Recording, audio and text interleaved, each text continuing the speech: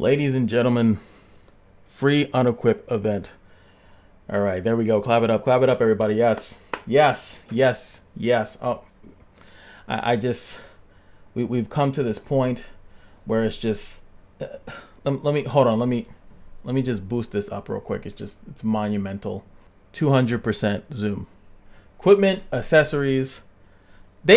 Oh no, see now I'm getting tight because they actually named this as something different. I was happy for 2 seconds. And then equipment, accessories, and artifacts. So the necklace and the ring are completely. I'm done. I'm so done.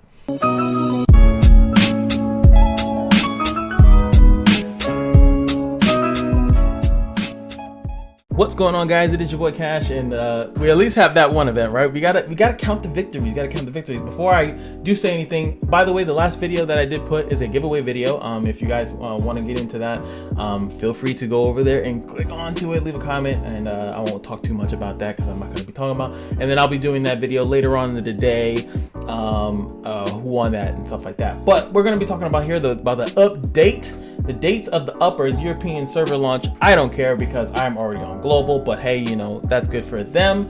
And before we even go further down, Araminta is here. Ladies and gentlemen, Araminta is here for the drop rate up. Now, I have Destina, but I don't have Araminta. She is one of my favorite characters. I swear you will see a summon video for Araminta. Her kit is pretty much the same that it's always been, but I'm going to be summoning just to have Araminta. She is literally like my favorite character in the story. Her actual story, she's like if I remember correctly, she is the leader of the Phantom CIC. If I'm not, oh my god, I wish it would tell me here, but I know it doesn't. I gotta get back on my lore. Yeah, see the leader. Ooh, the leader of the Phantom CIC. Though she is not the strongest member, which is Bologna, but she is the leader, and Bologna is the strongest member. Just a little fun facts for you guys. I know the lore. And that's without my notepad out. I have a notepad full of lore because I love the lore in this game. So, really looking forward to summoning on this. You guys are going to see a summon video from me, but let's go back to the update. And I don't know why I went to that separate thing because it says it right here, and it also says that she's the leader. Whatever.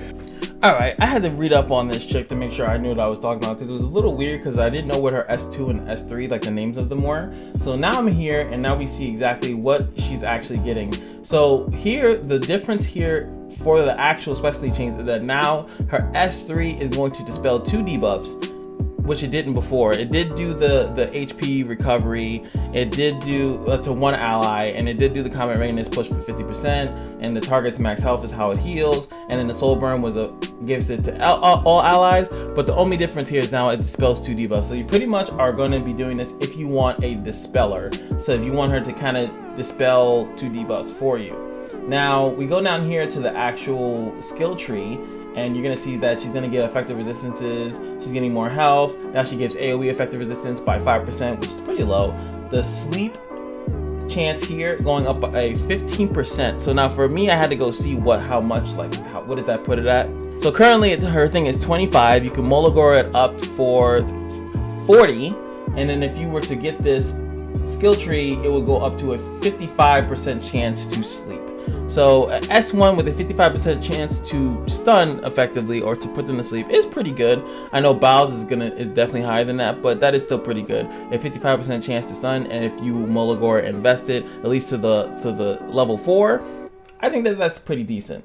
Now this one increases the caster's combat readiness by 10% max after using purification if the caster's effective resistance is over 100%. So you do get some free effective resistance here, and then if you only have this, so it's only when you're using the S2. The S2 does not have actual combat readiness on it, so it's just you get a nice 10% if you use the S2. The S2 is on a 2-turn cooldown, so it is a nice little boost. It's pretty much for free, and she's a soul weaver, so she could have the other artifact as well, which is the tomb, if I'm not mistaken. So she can, you know, that's pretty good. She does have 2 non-attacking skills, so she could really revel with that as well. She could be like a little DN, constantly debuff cleansing and stuff like that. Then you can see that now you have a 10% chance to get continuous healing when you S2, which is still pretty good, right? And then on top of that, now you have 25% chance to dispel an additional debuff on top of the one that you already do.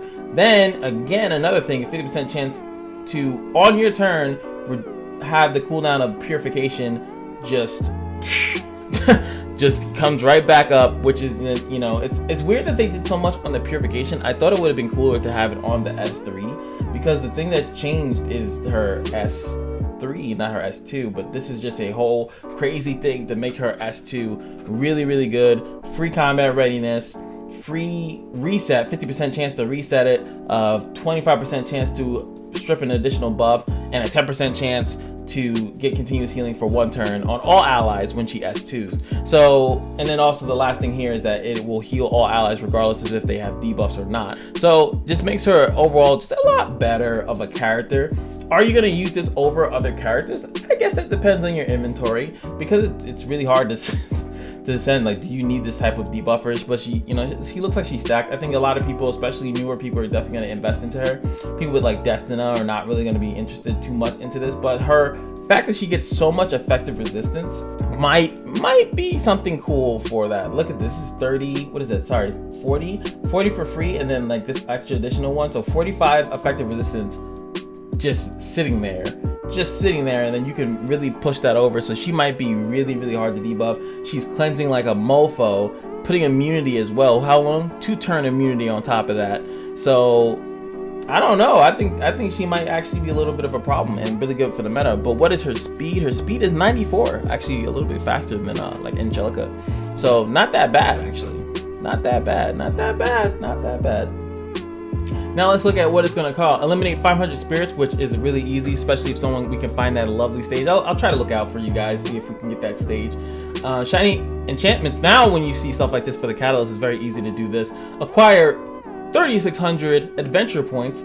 This, by the way, is going to be easy. All you got to do is play on the hell mode, or what is it? Sorry, world difficulty in adventure mode, which is a great time because right now the side story is not really on and popping. So this is a great time to go out to adventure mode. That's what I've been doing alongside farming hunt and just getting a ton of adventure points. And every 400 is a epic catalyst, or you can use what is it? I think 200 or something of that nature, and then you can just get that, and then boom. So pretty good. I think this is a really, really nice one. And then of course the battle. So this one's, I would say, is relatively easy. And these you can also use the adventure points to buy this. So very, very easy. Specialty change here. Thank God, because after the nightmare that is Lorena, I don't think that they should ever have this one that's that long and that crazy. And then now you don't even see her use at all. That's crazy. Glory is one of the better ones because she actually has usage, you know, for even to this time. Even when they nerfed her, you could still actually use Glory just fine. Church, same thing with the Church. And of course, Adventurer's Path seems to be this brand new thing, more for like newer people, but I hope that we can just get the request, get the rewards if we have already completed this stuff. It would be really, really good. I'd really look forward to that. I would really enjoy that, but we'll have to see exactly how they're going to do that, if they want to do that to us. But, you know, looking forward to that. Tapping the icon screen, a lot of information here about how it works. You get a nice little reward, and, you know, but obviously if there's any good rewards like Molagora seeds or transmit stones, anything of that nature, I definitely want to get that. Not, you know, I don't want to be screwed over because I'm a veteran player, because I've been playing the game for so long. So we'll see exactly how that works. But I think as I'm like quickly reading through this stuff, you should be able to get everything. So that's pretty good, and it's also good for obviously newer players. So I'm happy about that. Tracking the quests, and you know, good iteration, good quality of life stuff here too. Look at the help tab as well.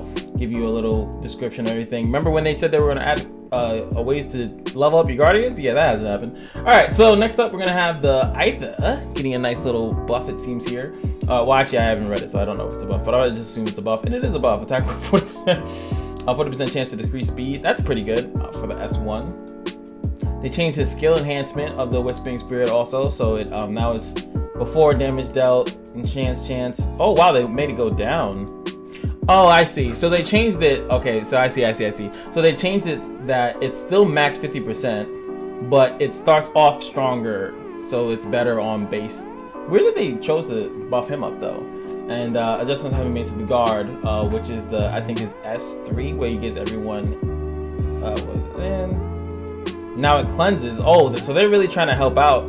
No, actually this is the S2. Recovers an ally's HP with a water energy. Now it dispels 2 debuffs. Gives him 20% increase, and it also scales to his max HP and the caster's attack. I guess, oh yeah, Aether was always like an attack oriented one. And then Spirit's Call, this is the S3. Recovers on the thing. Let's just read this part. So recovers health of all allies. Cast a barrier for 2 turns. Amount cover is to the caster's attack and target's max HP. The barrier strength is to the, so it's pretty much the same. I guess they just lowered the cooldown by 1. That's kind of like, what did I see as anything different? Yeah, they just lowered the cooldown, so it's a little bit more spammable. And they're also changing this. Before there was healing, and then reducing the turn. Now the turn reduces automatically there, so you don't have to worry about it, and then you get more healing on the S3. Pretty cool. English voice recording has been added for Sage. That's interesting. Wonder why they would do that. These are just some regular fixes, adventure mode fixes, and nothing crazy to the side story. Zaratu Soulburn skill description and to be displayed correctly. Abyss Labyrinth challenge. Oh, they make it look like they're making this easy. I haven't even tried this yet, so that's good to know. Now it's easier. Love that. So a storage feature has been added. You can see this feature's icon on the summon screen, as well as when players tap on the hero icon. If a player's inventory is full, the heroes or artifacts that are summoned will automatically be placed in storage. There is no time limit for keeping. Imagine if there was a time limit, that'd be crazy. So now you can just store heroes. That's actually pretty good. Now, the thing that I would want to know about this is that could you put heroes in storage and still use them? Because that's really good for people that are pretty much done with their heroes. Like, they pretty much know that that's the furthest that they want to go with that hero, and they're not gonna like upgrade them to this stage, so you don't have to like see them in your like thing, but you can do that. That's something that of course Summoners War has done, and it's been pretty good, so you don't have to, so your actual working inventory is, you know, fodder and other things like that, and you can access them a little bit quicker, and then put finished units in storage. And then if you need to bring them out of storage to fix their gear or something like that, you can do that. But we'll see how that works. So overall, pretty decent update, nothing too crazy. And that's gonna be it for the update today, you guys. I hope you guys enjoyed the update. I think you guys, it's pretty good. I'm still a little slightly tight about equipment and accessories. The separation of gear, where they should all be under that one umbrella of equipment. But hopefully you guys are enjoying the game still and looking forward to the free unequip. Looking forward to Monte Cristo or whatever the, I know Monte Cristo is a food, but I hope you guys are looking forward to that as well. And I will see you guys in the next video, which will probably be a summon video because I need my Araminta. You know what I'm saying?